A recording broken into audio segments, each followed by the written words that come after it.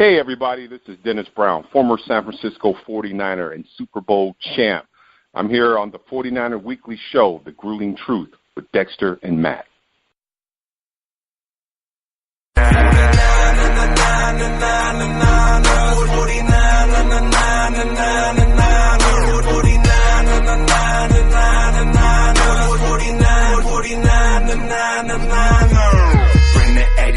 Welcome, everybody, to the 49ers Weekly Show on the Grueling Truth Sports Network, brought to you by Replenishing Care Technologies, the future in sports medicine. For more information, please go out and visit thegruelingtruth.net. I'm your host, Matt Andruscavage. I'd like to welcome in my co-host, as usual, former 49er running back, Dexter Carter. Matt, hey, great to be with you again, talking about 49er football. And, man, as I think about it, all I think about is a game like that. I know we'd have won it if Garoppolo was in there. So should I stop thinking about what if Garoppolo was there, we would win? And surely McKinnon, we would win. You know, so that just puts us a year behind of where we know we'd have been. But, hey, I gotta stop having those nightmares of how great it could have been and see the fine line and the progress that we are making. Because I did see some good things, but unfortunately 5 turnovers is very difficult to overcome regardless of how good you play or how even you play. Yeah, definitely. I will say this about the game. Through the haze and the fog and all of the craziness that went on, that was Sunday's game. I saw some things that I could point to as positive things.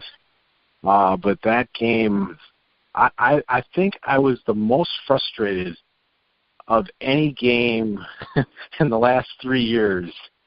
Had to be this past Sunday. I was quite beside myself, as I'm sure most fans were. I just couldn't believe what I was watching. And, yeah, I kind of thought the same thing. I was like, well, if Jimmy Garoppolo was there, I think they would have been playing better. I like C.J. Beathard. But there are flaws. There's definitely limitations with what he can do and what he's shown so far. But it was just to me, it was a team loss just because the turnovers seemed to come from a few places. I could point to some defensive improvement, as we'll talk about, but that was just a gut-wrenching loss. I really hope we don't have any more like that. Yeah, well, one thing we did is, and you usually are very excited about this at the end of the game is, man, we won the statistical category. But unfortunately, we won the one statistical category we didn't want to win, and that was turnovers. So that kind of unfortunately negates all the other good statistical categories that we did have. So that's unfortunate. But hopefully the team can watch film and look at the offensively, the good parts of the passing game, the run game, and, unfortunately, Matt Breida probably won't play, but, man, he was running well before the ankle injury, 7 yards a carry. So, unfortunately, that will be missed. But Alfred Morris just has to take up more of the load and move forward. Yeah, the thing is, I think another thing that was really tough to watch was I thought there were some improvements in some areas that had been a real problem. There weren't quite as many penalties. There were some penalties that were frustrating, but there weren't we saw illegal motion penalties or false starts. It was the 5-yard kind, whereas so many times over the last 2 years, personal foul, face masking, roughing the passer. We still saw maybe 1 or 2 of those, but I felt like penalties were a little bit down. Injuries, we didn't have guys just falling out of the sky like the last couple of weeks, but there were still some injuries. To me, the thing that was really hard to watch was the turnovers because it overshadowed. I thought I saw some defensive progress. I thought there were some areas that they made some positive improvements, but those turnovers were just a killer. It just completely negated anything that you could find positive, and then it just makes the whole thing feel bad. Absolutely, and those are, the one no-nos that you cannot have, and it just becomes frustrating. If it's frustrating to us, it's definitely frustrating to a coaching staff who has a game plan, and when you create that game plan and run plays on the spur of the moment based on what you see on the other side, and then it gets negated because of a penalty, it's frustrating because penalties change your field position, and it closes your the level of your playbook. Whenever you're 1st and 10 and you get a reasonable second down play, or you stop a team from getting a reasonable second down play, it closes your playbook, to all the options that you do have. So it does become frustrating because it limits your possibilities of what you can do. Definitely. That's the thing about turnovers that's just so gut-wrenching is it kills your drive. You go from a potential scoring drive to now you're going to give it to the other team and let them score. I think the thing about the game on Sunday is that, it started off so good. We saw Matt Breida bust off some runs. Then we see these 2 gorgeous screens to Kyle Juszczyk to get it down to the 5, and then Breida punches it in. And so we see that, and then Robbie Gould isn't able to kick the extra point because the holder bobbled the ball. So it was 6-0. It was a little bit unsatisfying, but it still felt like a good start. But then they come right out, and Adrian Colbert in a zone, supposed to stay home, and he bites on the short route. And now Witherspoon, who's expecting help up top, looks like he's getting destroyed. And Christian Kirk goes in for a 75-yard touchdown on the first play. And just like that, they're losing 7-6. And then we see Raheem Mostert come in after the Breida injury, which was gut-wrenching. And he fumbles, and they take it back to the 5, and then they score. All of a sudden, it's 14-6, and we're just looking around like, what happened? How did they go from such a good start to now losing 14-6? And then it stayed like that for a long time. The defense kept them in it, but they just couldn't do anything about it. Right, and it's the game that Josh Rosen couldn't have scripted better for his first game. He couldn't have scripted better because, one, he didn't play well enough to win. But unfortunately, the turnovers allowed, them to stay in the game and have the opportunity, to score. But yeah, Josh Rosen, I really like as a quarterback, but he surely didn't look like, the rookie sensation that I think he's going to eventually be in this league. But the 49ers could have easily won that game. But, it's a lesson learned that turnovers will negate all good things that, you can do. And the 49ers learned a lesson. Hopefully it'll pay off, this next week against Green Bay. And the turnovers will be to a minimum, and they will not win that battle or that statistical category this week because you can't give Aaron Rodgers that. He doesn't need any help. So it's going to be a challenging game this week, but can't play the way that they played against the Cardinals. No, I thought that as much as I could point to some good things, there were just too many bad things that prevented them from beating a team that they should have been able to beat at home. And then when it rains, it pours. All of a sudden, Robbie Gould misses his first kick in 34. He would have had 34 straight field goals, and it's dumbfounding how he's money. And then all of a sudden, at that moment where they really could have used some points to make it 14-9 in the third quarter, and he misses. It was just deflating. There was just so many deflating moments in that game, and I think that's the thing that's so hard for. I'm not going to just say the fans. I think it's got to be hard for the players. They're all out there. The defenders they're battling. These guys they've been really taking it. They know when they watch the film that the tackling hasn't been good, and they've been they're really struggling over the last couple of weeks. Well, they made some improvements, but it just there were just so many deflating moments that had to be hard to deal with when the offense is just unable to put points on the board. Yeah, well, the one thing that players love to say, good or bad, is film don't lie. The film will tell it all, and it's not hard to see why the 49ers weren't able to stay in this game or win this game. Because you watch film and you see all the things that, one, you don't teach, you don't want to happen, and that players just flat out are embarrassed about. But use the film to their advantage is what they should do, and come out and hopefully string together a good game and just be consistent, win their individual battles. That's what they've got to focus on, is understand, the game plan that's being put in, your individual portion of it, and win your individual battle. And at the end of the day, every pass is going to be flat out open, but you got to throw the ball to a point at a time, so the timing is correct. So these guys that I believe are the right guys at receiver.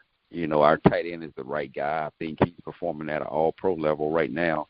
So everything's there to be successful, to really outscore teams. We got the kicker that can kick in a crunch situation.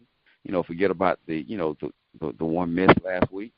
But I think our guys we got the right guys in the right position, to really make plays, but we can't, turn the ball over, and we can't, let teams that aren't very good offensively, outscore us. So it's interesting that, I think they had to have a really deep look within themselves this week, because when they looked at their 2018 schedule, that was one of those games, with or without Garoppolo, that they should have won, and they let slip through the cracks. Now they're going up against a team that really, is going up against a quarterback, whether they're decimated or not, it's going to be very difficult to win. So the challenge is great, but I still feel good about the team, but they can't go into a game and self-destruct the way they did.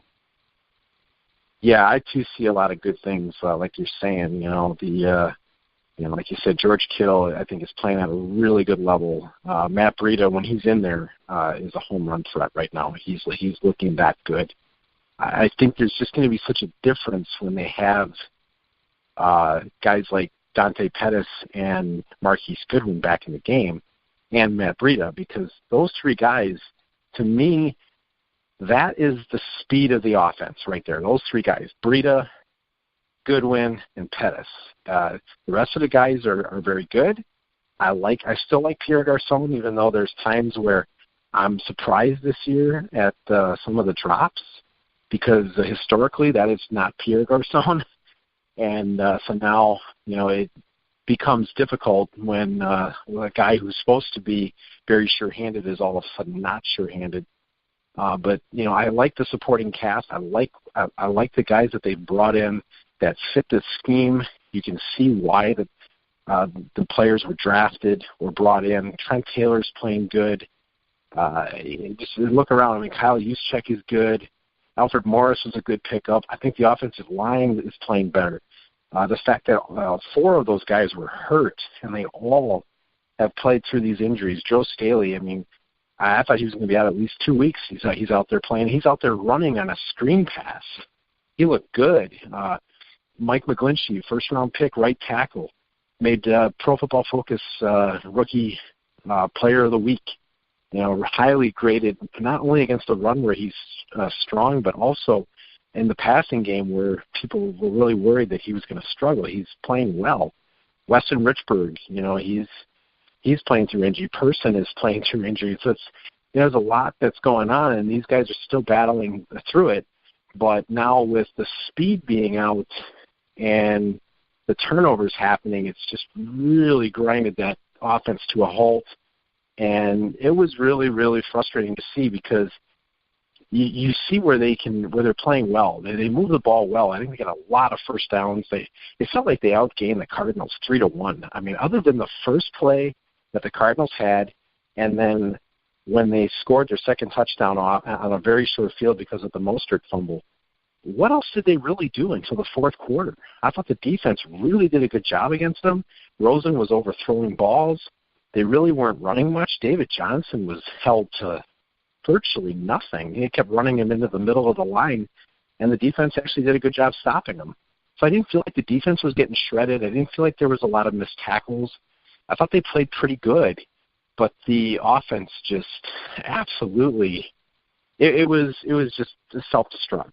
And those are the kinds of things they can't have, especially this week in Green Bay. They're going to have to really clean up a lot of things.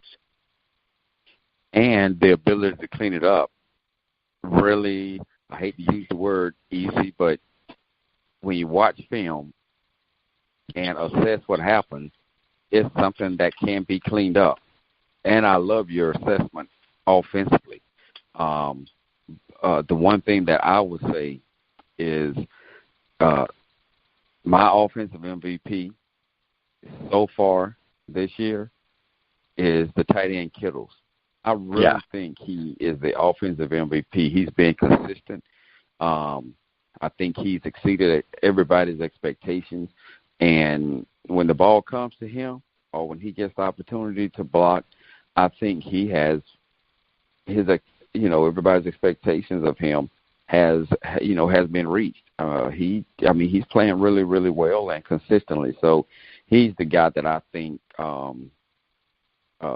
hey, if it's third down and we need to convert it, hey, I'm going to Kittles because he's shown that he can catch, any ball, in a position that tight ends catch the ball.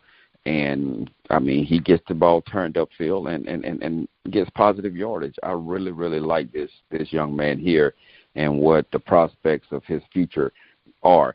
He catch the ball no matter who it is. Beathard's in there now. He does it. And when Garoppolo was in there, he does it.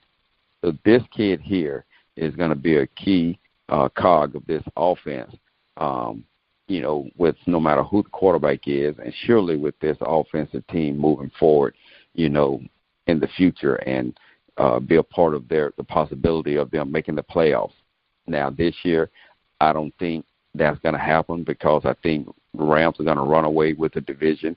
I don't even know if Arizona, Seattle, or the 49ers are going to have a second team in the playoffs. It depends on the strength of the whole league and other divisions in the NFC, whether that would even happen. But I just don't see these other three teams playing well enough to, get a wild card. I would be shocked if that happens. Could happen if they turn things around, but I don't see it right now. Yeah, I agree with that. I think the Rams are the clear favorite. There's just no question. The Rams are one of the two best teams in football right now. They're playing really, really well. Seattle actually gave them a pretty good game, but the Niners and the Cardinals are kind of battling for the basement at this point. And that's the thing that's so tough to watch is they could be 3-2 right now, or even possibly 4-1. And especially with Garoppolo, I think they could have won the last two games if they had Garoppolo, but they don't have Garoppolo. They have to play with what they've got, and they have to find ways to play better than what they've played. Reminds me a lot of last year when they were going through that stretch of all those close losses. And, granted, this was not a 3-point loss. Last week they lost by 2. This week was much worse because of the way it ended. But they were in the game, the whole game, and they had every opportunity, and they just could not get it done. If they can find ways, and we're going to talk about what it's going to take to beat Green Bay, if they can just find ways to not shoot themselves in the foot, they could probably have a much better chance in these types of games. Yes, and you just said something there in the last 10 seconds. We're going to explore the ways in which they could beat Green Bay. And the first thing that comes to my mind is Aaron Rodgers don't play. And I don't think that's Aaron Rodgers doesn't play, we have a chance. Hey, we have a chance, and that doesn't mean I don't love my Niners. It don't mean that I've lost faith in them, but there are some players in the league that just has this it factor, and it doesn't really matter who they got behind them. It doesn't matter who they got on the outside catching their balls. They just have that it factor, and if he is healthy, well, he's shown now. If he's not healthy, that he can still win ball games. And they're in Lambeau Field. That's well. Hopefully the weather's good in Green Bay. And and the 49ers have a good experience from that perspective and make the game competitive. I just don't see Bethard out-dueling Aaron Rodgers in this game. But they can have a good showing. And that's what I'm hoping they will have. Well, that's the thing. There are things that can be done. I mean, this is not a juggernaut Packers. This is not the 2011 team that went 15-1. This is not the team that really had a chance in 2014 to go to the Super Bowl. This is not even last year's team. This is a different team. This is a team that's struggling. They're especially offensively. Aaron Rodgers is still banged up. Now, he can still get a lot done, but he is banged up. But the rest of the team is not. They're struggling on defense.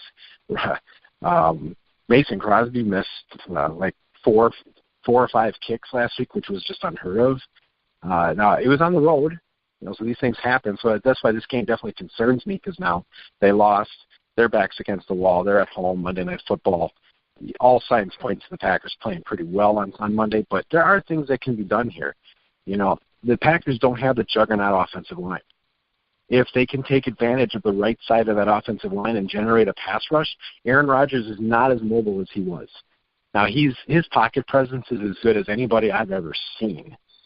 The way he moves around in the pocket and the way he's able to get to his second, third, fourth, and fifth receivers, I mean, he's fantastic at it. But any quarterback can look ordinary if you can generate a pass rush. And so they're going to have to get some blitzes. They're going to have to find a way to disrupt him back there, because I've seen it a couple of times this year. The Redskins and the Lions were really able to do a good job at getting some pressure. And when that happened, good things happened for them. I think the Niners can give themselves a chance by generating pressure, and it doesn't have to come from the front four. They can get it in the linebackers. They can send, a safety or a corner, but it's going to have to be done right, because Aaron Rodgers is also a wizard against the blitz. Right, and bringing pressure from different ways is the only way you're going to get pressure on Rodgers and keep him in the pocket, because he's most dangerous when he's outside the pocket. And you were saying something about, this is a team of 2014 and, in the other years where they were more competitive. But this isn't even the team of, when I say not pre-Garoppolo, but early in the season when Garoppolo was healthy, because this is a team that actually has come to a point to where very rapidly, quicker than what most thought. I mean, playing, pretty well consistently and have a chance to be a wild card team. They're not even that. So I would be pleasantly surprised if I'm wrong. I would like to be wrong. And I hope the team goes out there and are competitive and minimize their turnovers, because if you minimize the turnovers, it gives you a chance and an opportunity to put yourself in a position to be competitive and have a chance to win at the end, especially when you have a kicker like Gold. So that's what I'm hoping. And there's always that possibility.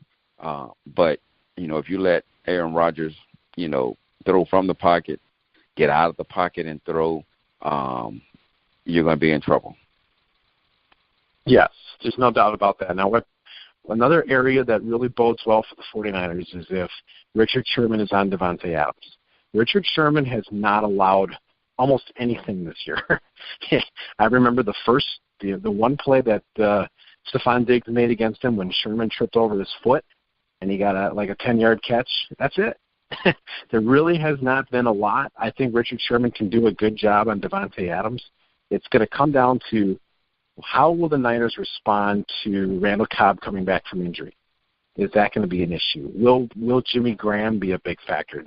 Jimmy Graham, to me, and Aaron Jones, the running back, are the two areas that I'm probably most concerned with in this game, because I think the rest of the defense can get the job done, especially if Sherman is on Devontae Adams. I'm not worried about Devontae Adams. I'm concerned with Jimmy Graham on the linebackers making big plays, and I'm concerned with, can they stop Aaron Jones on the ground? If Aaron Jones gets going, because he finishes his runs, he is good in the screen game. I'm hoping Mike McCarthy does what Packer fans right now are really upset about, and the fact that they're not giving Jones the ball enough. I'm hoping that continues, because when he gets the ball, he's electric. But if they can make Aaron Rodgers one-dimensional and not have to play from behind so much, they have to get out to that strong start like they did in San Diego when they got out, got an interception. And if they can get out to any kind of a fast start and not play from behind the whole game, where you can utilize your whole playbook and run the ball, it just changes so much. So I'm really concerned with how they're going to deal with Jimmy Graham and how they're going to deal with Aaron Jones. Well, all of those things you just mentioned, another great assessment. I mean, you got Graham at tight end. You got Cobb coming back. You got Devontae Adams. And then you got Jones in the backfield. I mean, that right there creates such a challenge for the 49ers defense that the only chance that I believe the 49ers have is the turnover. If they get the turnovers, which I don't see Aaron Rodgers just throwing up the ball and getting turnovers. No. None of us know whether, fumbles are going to happen. It happens to everybody. But if Aaron Rodgers and that offense are as efficient as they can be with the talent that they have around Rodgers, and don't turn the ball over, all those guys you mentioned are playmakers, and they've been consistent, and when healthy, they perform. So there's going to be a challenge for the 49er defense, but the 49er defense has people in place. If they play the best that they can play, the defensive line has the potential to be, a great defensive front. Those linebackers, we've talked about Foster. We've talked about those guys on the possibility of what they can become if they're consistently, having, assignments, done correctly. They can be great, and anytime you got Sherman in there, and I do see Weatherspoon playing better. If that happens, you know what, plays can be made. But, man, Aaron Rodgers, when guys around him are healthy, they're pretty darn good. So if that's the way it is when we step foot in Lambeau this weekend or this Monday night, the whole country is going to see Aaron Rodgers have a field day. Yeah, that's probably the thing I'm most concerned with. To me, they have to get something like a tip pass popped up into the air where the defense can intercept it, or some kind of a fumble situation. As I don't think Rodgers is just going to make a bad throw. He generally he's almost overly cautious not to make the interception. It's almost like he wants to be the anti-Favre. He's just not that kind of a quarterback. He doesn't. Favre took a lot more chances. Rodgers doesn't really do that, and so he protects the ball, and that's why he's got one of the best touchdown to interception ratios in NFL history. Is he's very careful with the football. So they're going to have to get a situation where they're able to get a fumble or some kind of a tip pass into the air, some kind of a big play, or like what the Lions were able to do, where they a punt accidentally hit one of the players in the Packers, and the Lions they recovered deep in Packers territory. They're going to need some kind of a play like that to take the crowd out of it and get the Niners a very short field with an opportunity to score, and that's where they have to take advantage. They can't just settle for threes. Robbie Gould, I love Robbie Gould. I hope he has an opportunity at the end of the game to win the game. But if they're just settling for field goals or field goal attempts even, it's just not going to get the job done because, like you said, these guys are a lot of playmakers on this team, and it's going to take a full effort with very minimal penalties, injuries. They can't have all of the things that they've had these last few weeks that have just plagued them, these mistakes. They can't make these mistakes, especially early in the game, because the moment, if they're trailing by 7 or more, it's just going to be such a difficult uphill climb. Yeah, the 49ers got to take advantage of the fact that, one, the timing of the season when they're going into Lambeau. They're going to have, still pretty good weather at this time of the year. So, and see, if they're going in a little bit later, the weather can get very, very brutal. But I think the weather, is scheduled to be, probably about the best it could be at this time of the year. So they need to take advantage of going in there and having a good game. So they need to control all that they can control and, control the time of possession, because the more you keep it away from Aaron Rodgers, the better it is for your entire team. So I think that's going to be first and foremost. Plays are going to be called by Shanahan that is going to be, controlling the time of possession. And so, I think play action is going to be vital, which means the running game has got to be positive, because that's the only way that the play pass can even work. And you had mentioned something to me that you thought was very paramount, pertaining to, Beathard and the play pass that I think will be great to share too. Oh, yeah. I think if you're referring to what I thought of his play action. Right. Exactly. Yeah. Right now, I think as much as I like C.J. Beathard, as much as I think he's a capable quarterback, I think his biggest weakness right now, and this is really bad because Shanahan's offense is just so reliant on the play action. He doesn't have the Matt Ryan play action or the Jimmy Garoppolo play action. His play action takes forever. I think the biggest weakness in him right now is he fakes it well, but he takes this really, really big arc and takes a long time before he turns around and scans the field. To me, it negates any separation these receivers can get on the fake. It allows the defenders to see what's going on and catch up. And I think that's why a lot of his passes he's just throwing these 3-yard passes on these play action because he just takes so long. So if they can shorten that up and get that ball out of there quicker, I think that'll help somewhat. But there's just going to have to be so many changes. So many things are going to have to be different in a game like this. And they're going to have to play a near-perfect game to win this game. Right. And another word that you're referring to is his elongated throwing motion coming off of his play pass. Yes.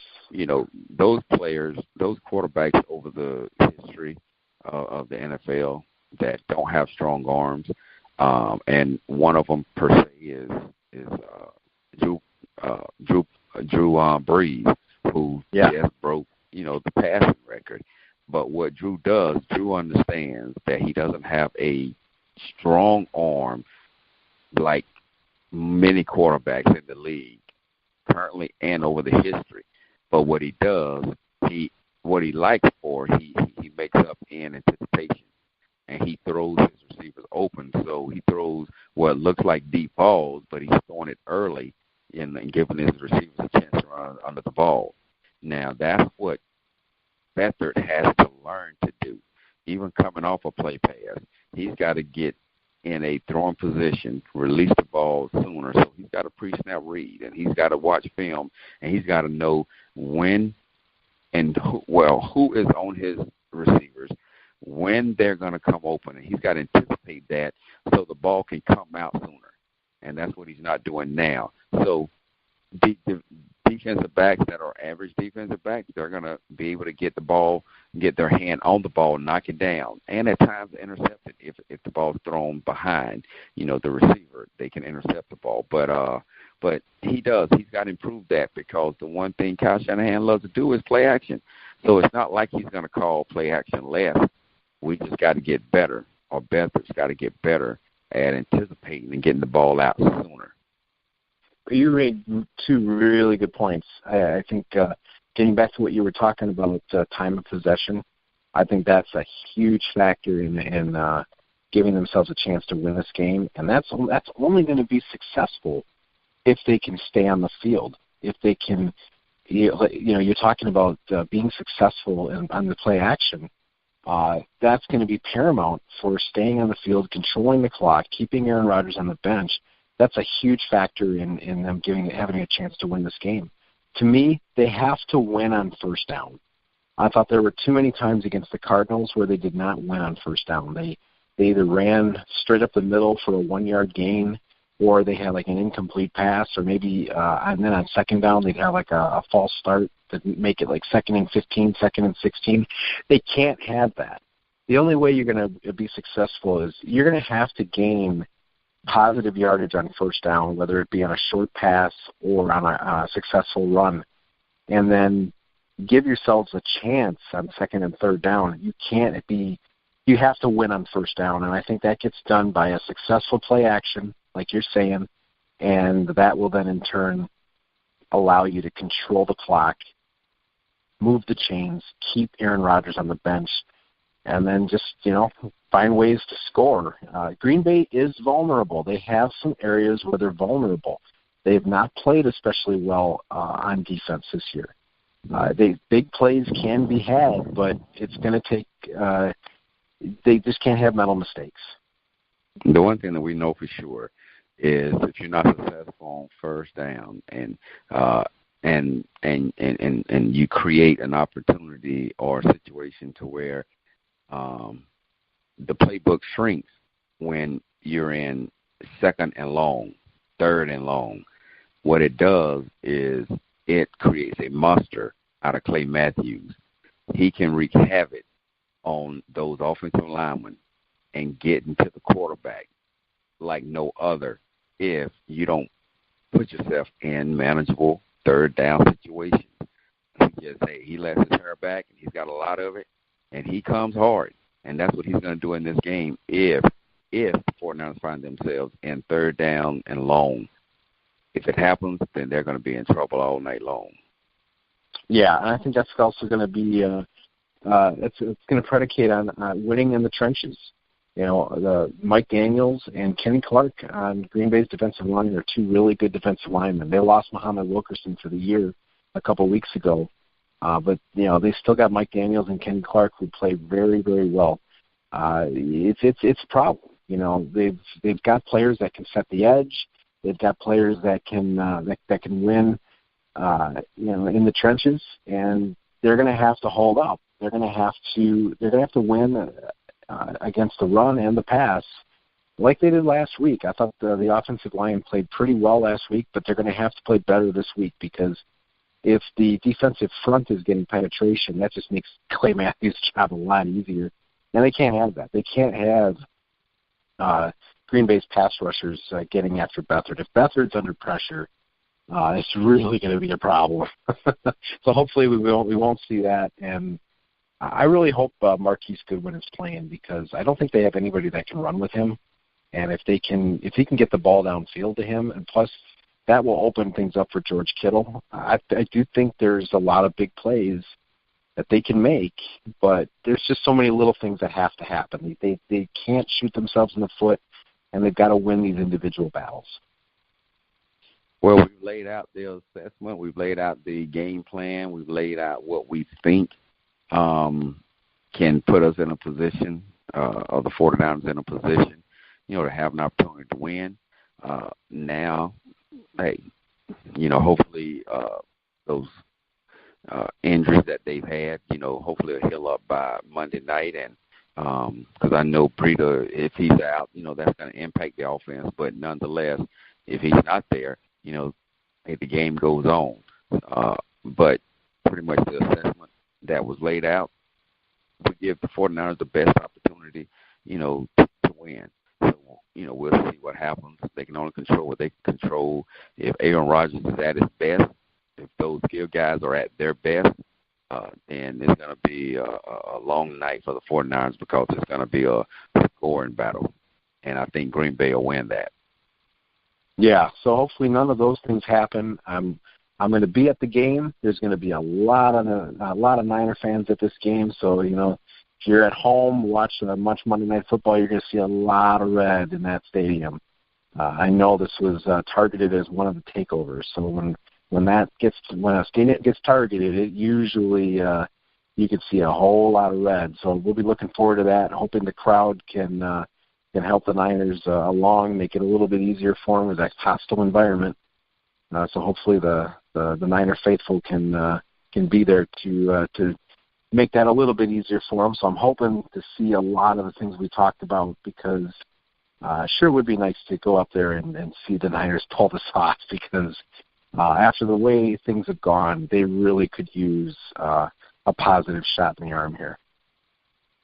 Well, enjoy the game, and, the 49ers just go out, execute the game plan. I'm sure there will be a good game plan, but it needs to be executed.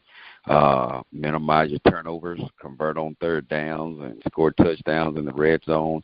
But if not, when you get a chance, get it close enough, let Gold put it through the uprights, and he's shown the ability to do that consistently.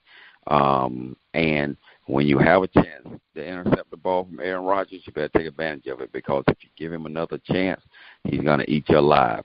And I only say that because history has proven true that does happen.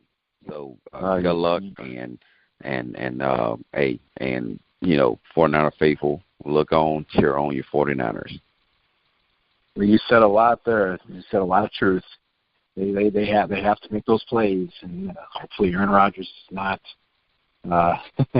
get a lot of opportunities to beat them. So yeah, we're hoping that these things happen. I think there's not a whole lot more that can be said. These are the things that they have to do in order to win a game like this, and all we can do now is just hope to see it happen. Absolutely. Go Niners, get it together. That's right. So we'll be here next week to break this game down and discuss it. So hope you'll be with us next week. I want to thank everyone for listening. Please check out thegruelingtruth.net. We appreciate all the support, and I look forward to talking to everyone next week. So for Dexter Carter, I'm Matt Andruscavage. You've been listening to the 49ers Weekly Show on the Grueling Truth Sports Network, where the legends speak.